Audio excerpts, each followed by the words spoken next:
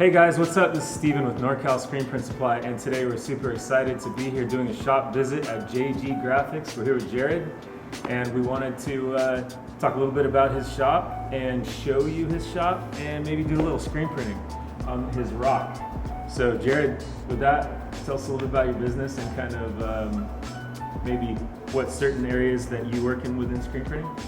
Yeah, so I'm Jared. I'm the owner of JG Graphics. We're here in Rancho Cordova. So our shop started 7 years ago in Placerville, and in Placerville we had a manual press that we printed on.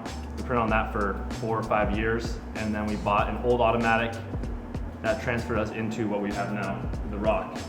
So the ROQ we bought a year and a half ago from Steven. He hooked it up with us. Brian up there at ROQ came and helped us install it, which was awesome. Thanks for all the help.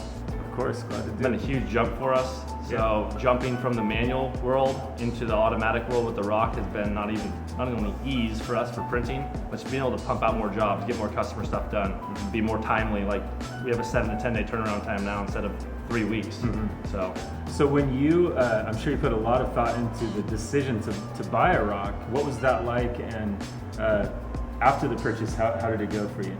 So we looked at a whole bunch of different brands, and we went to all the trade shows. For 2 years, we probably thought about getting a ROQ. I talked to Steven all the time about picking one up, but we had an old automatic that we thought was working until you get an actual automatic. So the hardest part was just understanding like the financing side of it. How's it gonna work? How much money do we need to make a month to cover it?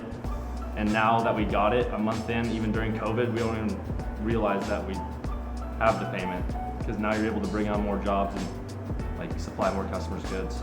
Tough decision, but now that it's done, I would encourage anyone. It's been great.